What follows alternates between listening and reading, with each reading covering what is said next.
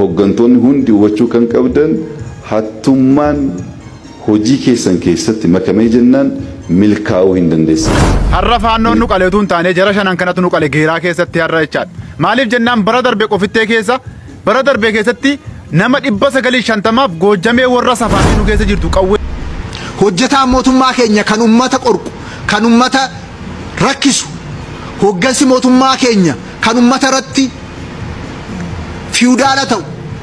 Jibbinee sagalee Shimallisii fi Abiyyi tana jibbinee maallaqa akkatti halkanii guyyaa guuranii ummata irraa xuruursanii ummata dhiiga dhaaban kana ifiif nyaata seenaa isaan bira sin geenye kaabineen adaa ifiif nyaachuu jirta dhiifama nu godha Shimallisii fi Abiyyi nama jibbee jira. Ana booroo guutuu kun Shimallis Abdiisaa sobee makiinaa badhaafamee jiran kun ammoo hawaasa nyaateeti qoqqoree mootummaa sobee yoo xiqqaate miliyoona kun badhaaf. Hooggantoonni hundi hubachuu kan qabdan hattummaan hojii keessan keessatti makamee jennaan milkaa'uu hin dandeessan. Milkaa'uu kan dandeessan harki keessan qulqulluu ta'e, lapheen keessan qulqulluu ta'e, ummata keessan jaallattanii kabajjanii, waaqa keessan sodaattanii, halkanii guyyaa hojjettanii jennaan seenaa ijoollee keessanitti darbuu danda'a. Isin bulchiinsi Oromiyaa kun hundi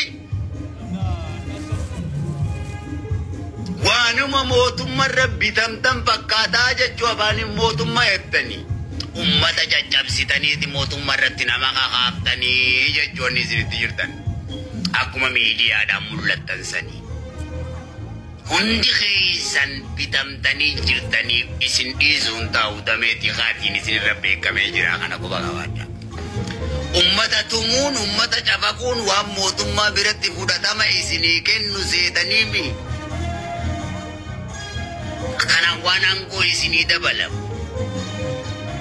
Ummata hirbicuun mirga ummata sarbuun waan aangoo biratti Oromiyaa biratti waan Abiyyi biratti aangoo isinii kennu isinii fakkaataami. Isin Abiyyi fi mootummaa Oromiyaa irratti illee bitamtanii Itoophiyaa irratti illee bitamtaniiti diinaa wajjin nama kakaasaa maallaqa isin fudhachaa isin mootummaa waan hojjettan fakkaattanii kun siyaasa. Ummata isin hirbicaa mootummaa irratti nama haasaa jirtanii jechuu hojiin keessan guutumaa guututti hojii hattuutii jechuu. Kana mootummaan isin irratti dhaqqabuudhaan takka jee televizyinaan isin garsiisee jechuu takka takkatti hataa'omtee dhumta. Arguuf jiraatta ji'a kanan dabartu hundi kee sakattaamuuf seenu jirta. Hunni wallaalaan kun ummata irraa ka'eeti hunni beekumsa barate ummata irra gattaa'uu ta'a ijoollee barattee kaayamuu dhaaf qophaa'amee jiru kutaa Oromiyaa hundarra. Warra seeraan ummata isaaniitiif hojjetu, warra dhandhama ummata irraa dhalatee isaan barsiise beeku, warra mootummaa kabaju, warra mootummaa irratti hin bitamne mootummaan kaayyachuu ta'a dubbii gabaabdu. Laal. Isin gara kaaniin faannoo isin bitee jira. Gara kaaniin wayyaanee isin bitee jira kaaniin Eertiraa isin bitee jira.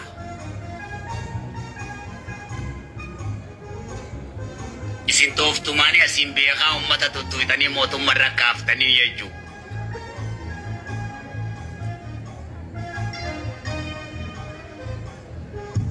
Iccitiin keessan guutuun beekamee jira akka isin kanaaf jecha ummata jibbisiiftanii jechuu. Shanee sababa gootanii ummata kaaftan ummata nagayaan dalagatu.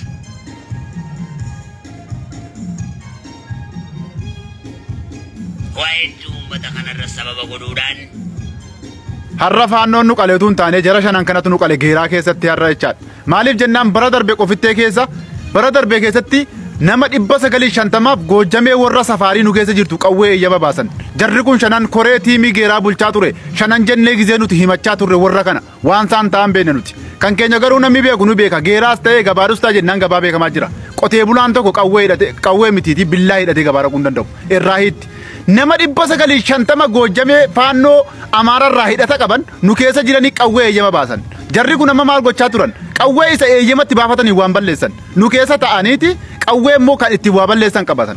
Kana eenyutu nurraan ga'e? Bulchiisa nu keessa jiru jechaan. Warruma nu keessatti dhalatte. Barakaan maal jedhaa turan qotee bulaa kana dhiisaa uummata gondoree kana meeshaan hidhachiisinaa jennaan maal jedhan qotee bulaa kan keenyan hamma namni tokkoon jiraa gibira gabbaran isin gabbaruu hin dandeessanu jedheen bulchaan aanaa geeraa kun jechaadha akka jedhee warra qotee bulaa keenyaatti deebisee jechaadha barbaree jarri nu keessatti hojjetan warra godinaa waamneef inni agarsiifna nuyi maaliin of agarsiifnaa jedhee jechaadha afaan isaatiin uummata keenya dubbataa ture inni faannoo 950 bara tokko keessa eeyyama baasee qawwee isaaniitti eeyyama baase inni maa inni ofiisaati warri itti gaafatamaa lubbuu uummata kan keenyaa fudhachuu qabu jira kana shanan tiimii geeraa keessa jiru shanan gisee jennu warra kana jechaadha viidiyoo kana rabbi jedhaa sheer godhaa warri kaan dandeessan du'eetiillee nu godha. Jaarra jennee kallattii kaawwanneetti galle kun immoo karaa qabachuu qaba. Haga gandaatti mootummaa jenne kana diriirsinee lafa qabsiisuu nurra jiraata. Hojjetaan mootummaa keenya kan uummata qorqu kan uummata rakkisu hoggansi mootummaa keenya kan uummata irratti fiudaala ta'u kan uummata deddeebisu utuun taane kan uummataaf ifa ta'u kan uummataaf furmaata ta'u gochuudhaan sirna cimaa lafa qabsiisuu nurra jiraata. Isa kanaan immoo halkanii guyyaa hojjennee misooma dhugaa ta'e sadarkaa hundatti galmeessisaa deemuu nurra jiraata. Isa kanarratti warra ufanii aggaamanii kaayyoo kana duubatti deebisuu barbaadan fuuldura immoo dhaabbannee qabsoofnee karaa nagaatiin warra nutti qabsaan karaa nagaatiin yaadaan qabsoofnee injifachuu warra karaa nagaan filannee humnaan deeman immoo olaantummaa seeraa mirkaneessuun cimsee kan itti fufnu ta'a jechuudha.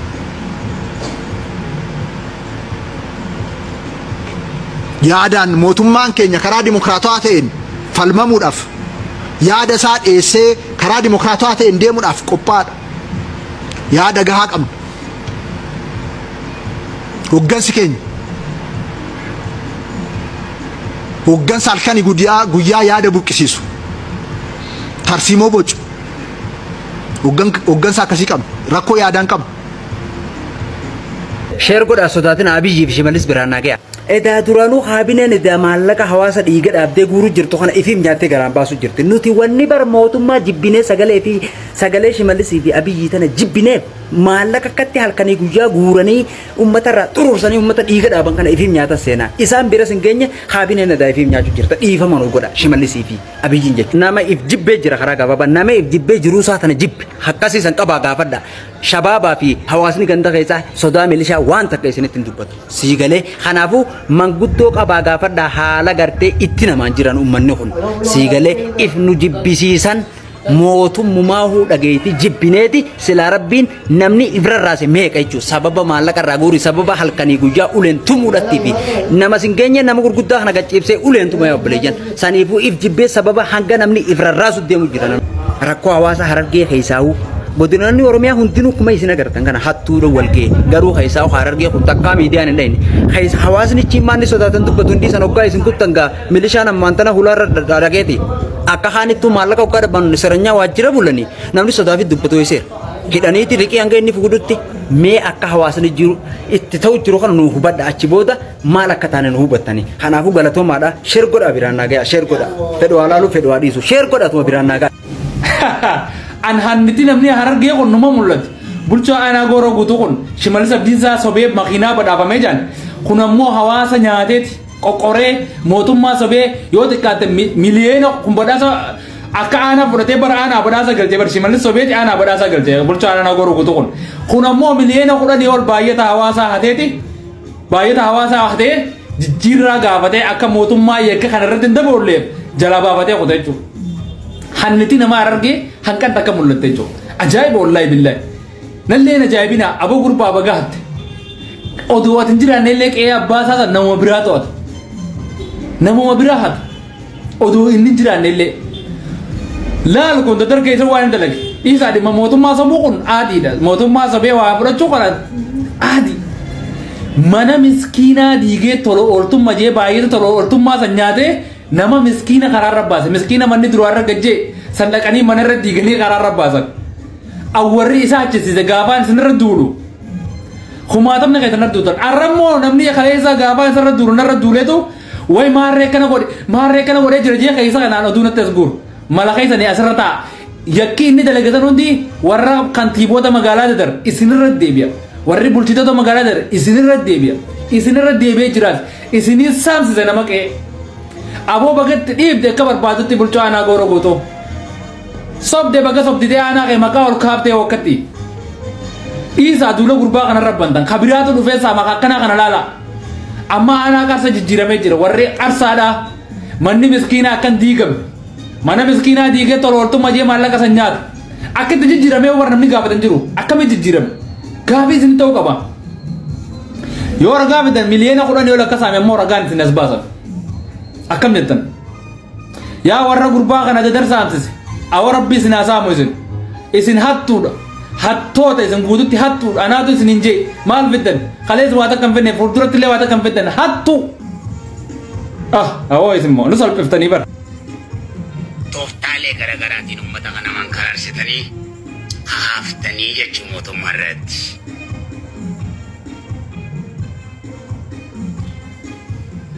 Siin jaaladha jechuun kan mootummaa kana biyyii fi mootummaa Itoophiyaa naman gootuu beekadhu.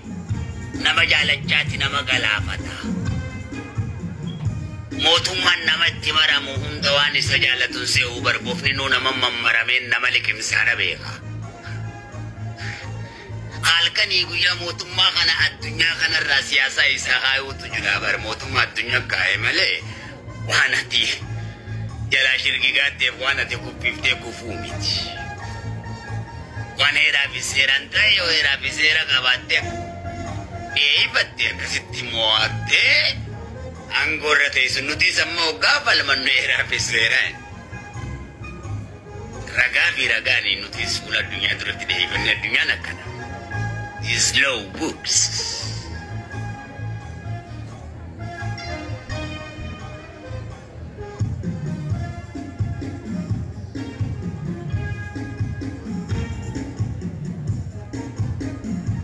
Kaleessa takka jee OMN irratti OBN irratti gaazexeessaan sun isinii dhiyeessuun mallattoodha beekadhu.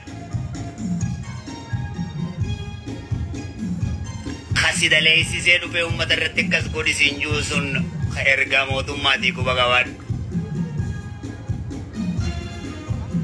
Mootummaa jalaa gar tokkoon baasu yoo dachii seentee samii seentee tooftaa feetee uumtee waan nyaatte si tufsiisaa siin jee marrimaan keetii wajjin ilmaan keetillee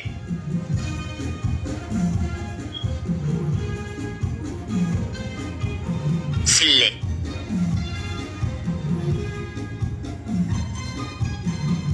tooftaan akka dur hin jiru beekumsa warra dur dhiisaa kaabinee teenya.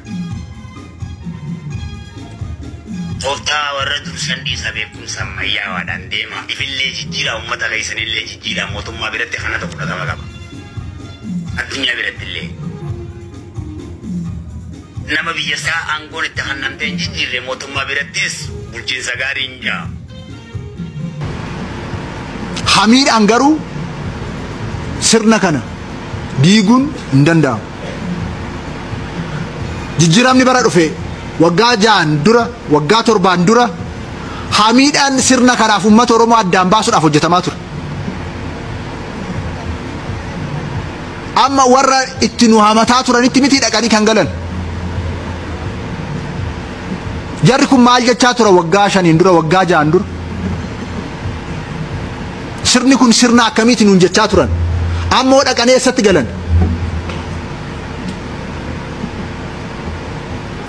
Isaantu waan jedhe irraanfate moo nuti waan isaan jedhan yaadachuu dadhabe.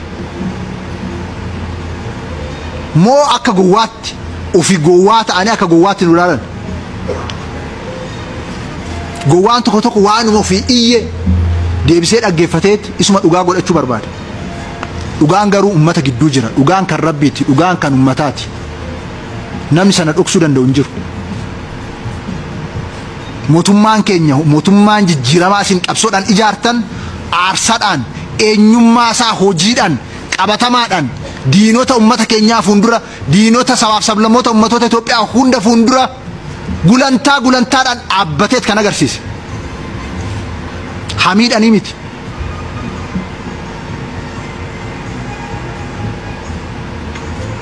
Aarsaadhaan agarsiise. Hojii misoomatiin agarsiise. sirnichi sirna ummataa ta'uusaa hojii qabatamaadhaan agarsiise.